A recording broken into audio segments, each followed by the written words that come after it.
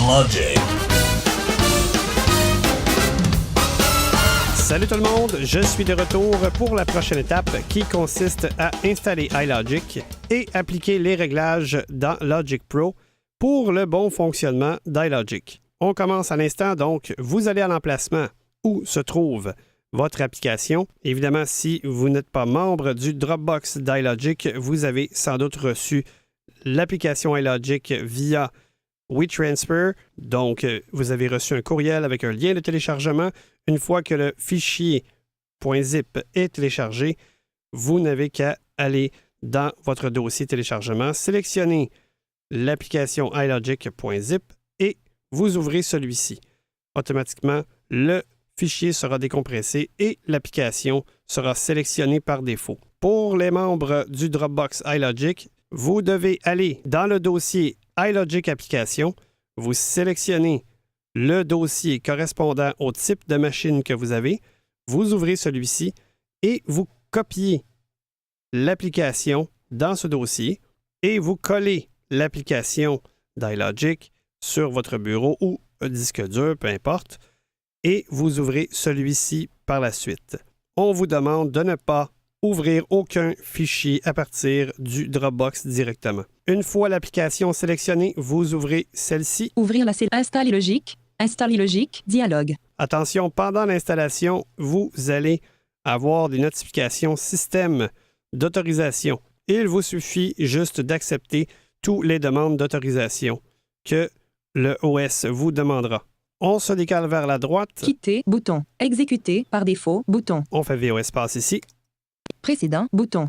On se décale vers la droite. Continuer, par défaut, bouton. VO espace. Veuillez patienter. Imported macro. 92 macro or imported into 2 macro group. OK, par défaut, bouton. Maintenant, on se décale vers la gauche. L'installation de iLogic a été complétée avec succès. On se décale vers la droite. OK, par défaut, bouton. VO espace. App Finder. Et voilà, iLogic est installé.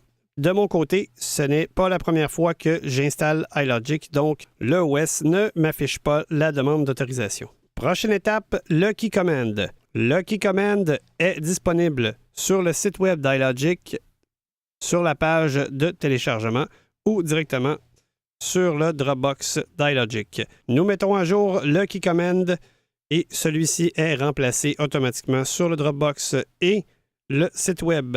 Tous les fichiers qui sont téléchargeables sur le site web, sur la page téléchargement, sont zippés, donc sont compressés en fichiers zip. Il suffit juste, une fois le téléchargement complété, dans votre dossier téléchargement, sélectionner celui-ci et l'ouvrir. Le fichier se décompressera automatiquement et le contenu de ce fichier compressé sera sélectionné. Si ce n'est pas le cas, il suffit juste d'aller sélectionner le fichier une fois décompressé. Qui comment iLogic Logic raccourci clavier logique. Maintenant, vous faites commande C. Copier qui comment iLogic logique. On fait commande Tab pour aller dans le Finder. Ensuite, vous faites commande Maj H. Départ. Présentation par liste. Ensuite, la lettre M. Musique dossier. Pour musique, on ouvre ce Ouvrir dossier. la sélection. Présente. Ensuite, Audio musique apps dossier. Audio Music Apps, on ouvre le Ouvrir la dossier. sélection. Présentation par Par la suite, vous vous décalez vers le bas. Channel Custom Icondo Database dossier. Qui commande dossier. Key Command Aujourd'hui, dossier, on ouvre ça ici. Ouvrir la sélection. Présent. Et on fait commande V. Coller l'élément. Copier. Fenêtre. Élément du Finder. Image. Alerte. Image. Un élément plus récent intitulé Qui comment iLogic Logic existe déjà à cet emplacement. Souhaitez-vous le remplacer par cet élément plus ancien? Si vous êtes un nouveau utilisateur d'iLogic, vous n'aurez pas ce message puisque le dossier Key Command sera vide. Par contre, si vous voulez remplacer le Key Command ancien par un nouveau, vous faites tout simplement remplacer. Gardez les arrêter, remplacer, bouton. Qui comment, fenêtre. Une fois complété, il ne nous reste plus qu'à faire la même chose, mais avec le template. 2 templates différents vous sont offerts sur le Dropbox d'iLogic ou le site web dans la zone de téléchargement, soit le template 24 bits 48 000 échantillons par seconde ou le 24 bits 96 000 échantillons par seconde. Si votre machine est plutôt âgée, je vous suggère fortement d'utiliser le standard de l'industrie qui est 24 bits 48 000 échantillons par seconde. Si vous prévoyez aussi utiliser plusieurs VST à la fois dans le futur, c'est une autre bonne raison d'utiliser le template 24 bits 48 000 échantillons par seconde, puisque les modules d'effet ou VST sont déjà très gourmands pour votre processeur, donc il sera très difficile pour lui de vous donner un rendement stable. Sachant que l'industrie du disque utilise le format 16 bits 44 100 échantillons par seconde, je pense que 24 bits 48 000 échantillons par seconde est suffisant pour notre usage. Alors, tout comme le Key Command, le template, c'est le même principe, c'est-à-dire que vous pouvez télécharger le template directement sur le site d'iLogic ou sur le Dropbox. Une fois sélectionné, Template iLogic Logix Logic X Project. on fait commande Aujourd'hui C. à 16 copier template iLogic Logix. On va dans le Finder Finder. avec commande Tab. On fait commande Maj H. Départ. Présentation par liste. M pour musique. Musique dossier. On Ouvrir la l'ouvre. sélection. Audio Music Apps. Audio music. Ouvrir la sélection. Présentation par liste. On se décale vers le bas. Alchemy Sample Channel Street Custom Icon Database Dossier Key Command Dossier Patch Dossier Plugin Setting Project Template Dossier. Project Aujourd'hui- Template Dossier. On l'ouvre. Ouvrir la sélection. Présent. Et on fait commande V. Coller l'élément. Copier. Fenêtre. Évidemment, on a le message ici puisque le template existait déjà dans mon cas. Alerte. Un élément. Garder les deux. Arrêter. Remplacer. Bouton. Je vais Project dire de le template. remplacer puisque celui-ci était déjà présent. Si vous êtes un nouveau utilisateur, le dossier sera vide, à moins bien sûr que vous ayez déjà enregistré des templates au préalable. Prenez note que le mot template signifie modèle en français. Prochaine étape, l'activation du Key Command dans Logic Pro. Directement dans l'emplacement où vous avez copié le template, soit dans Départ, Musique, Audio Music App et Project Template Dossier, vous sélectionnez le template et vous ouvrez celui-ci. Je tiens à préciser, il faut absolument ouvrir le template à son emplacement et non pas ouvrir Logic à partir des applications. Et ce, juste pour modifier les réglages. Par la suite, une fois que tout sera terminé, vous pourrez ouvrir Logic normalement. Maintenant, on va tout de suite aller activer le Key Command avec option K. Raccourci clavier. iLogic. On se décale vers la droite avec VO flèche droite. Raccourci clavier. Menu action des raccourcis clavier. Choisissez. Copier. Alors, ici, on a le menu Action, on fait VO espace. Menu. On fait flèche bas, Pré-réglage. Sous-menu. flèche droite. Pré-réglage. Sous-menu. Espagnol. Bon, ici, on a un paquet de langues et tout en bas, Puce Protol. on fait flèche bas, Allemand, français, flèche bas, japonais, plusieurs suédois, fois. italien. Key Command iLogic. Key Command iLogic est ici. Alors, on fait VO espace Appuyez Key Command iLogic. Menu action des raccourcis. et votre Key Command est activé dans Logic. Vous vous décalez vers la gauche, Bouton. VO espace. Template iLogic. iLogic. Vous êtes de retour dans votre projet. Maintenant, prochaine étape, les réglages de Logic Pro pour le bon fonctionnement d'iLogic. On ouvre les réglages d'iLogic avec commande virgule. Préférences. Dialogue. Par défaut, vous êtes sur la barre d'outils, donc on interagit. Dedans barre d'outils. On se On- décale vers la droite avec VO flèche droite. Audio. Bouton. Enregistrement. MIDI. Bouton. Affichage. Bouton. Partition. Film. Bouton. Automation. Surface de compte. Mes infos. Avancé. Bouton. Sur avancé, on fait VO espace. Appuyez avant. On arrête l'interaction avec VO Maj flèche haut. En provenance des barres d'outils. On se décale vers la droite une fois avec VO flèche droite. Afficher les outils avancés. Cocher. Cette case doit être cochée. Dès que vous cocherez cette case, ne vous inquiétez pas si vous sortez des réglages de Logic, c'est tout à fait normal. Vous n'avez qu'à faire commande virgule pour y retourner. Une fois que c'est fait, on va complètement vers la droite avec VO flèche droite ou le raccourci VO Maj fonction flèche droite. Tout activé. Bouton. Ici, tout activé, vous faites VO espace ici. Template iLogic. iLogic. Piste. Pour éviter tout dysfonctionnement d'iLogic, nous vous invitons fortement à jamais changer les deux derniers réglages que nous venons tout juste de modifier. Maintenant, on s'assure qu'iLogic est bel et bien fonctionnel en faisant la touche de raccourci activer ou désactiver iLogic avec CTRL et la touche qui se trouve juste à droite de la majuscule de gauche. iLogic désactivé. iLogic activé. Alors, on peut voir que ça fonctionne bien. Maintenant, je vous invite fortement à mettre iLogic en verbosité élevée.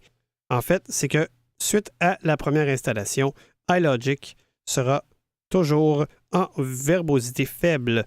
Alors, pour ce faire, vous faites le raccourci commande, option, maj, V. Verbosité, faible.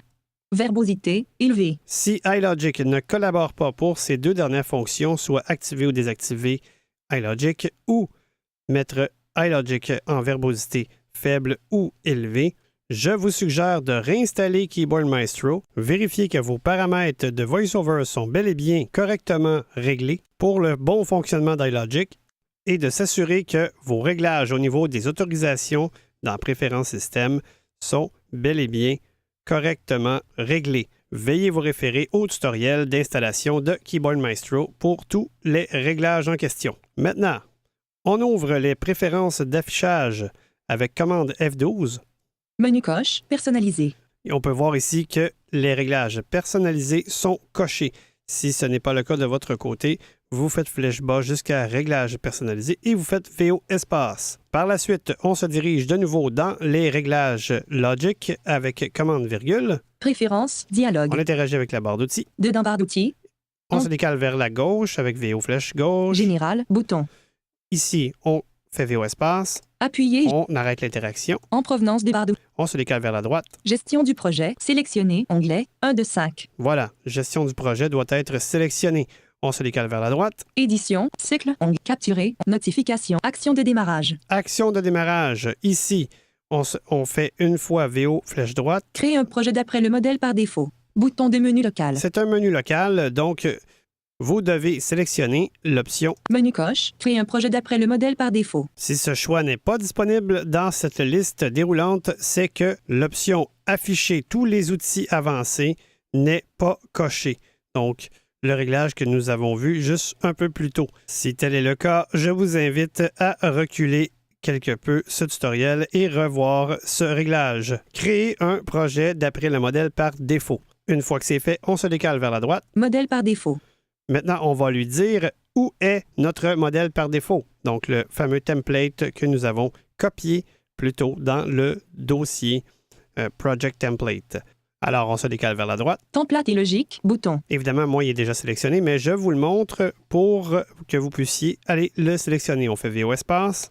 Choisir par défaut, bouton. Ici, vous allez arriver sur le bouton Choisir par défaut. On va se décaler vers la gauche. Annuler, bouton. Détail, condensé. Template et logique. Collection. Tableau. Mes modèles, rangée 3, sélectionné. Ici, vous avez un tableau. Moi, évidemment, puisque mes réglages sont déjà faits, il me dit que c'est mes modèles qui est sélectionné. Pour ceux que c'est la première fois, ici, vous allez entendre « Nouveau projet », tableau.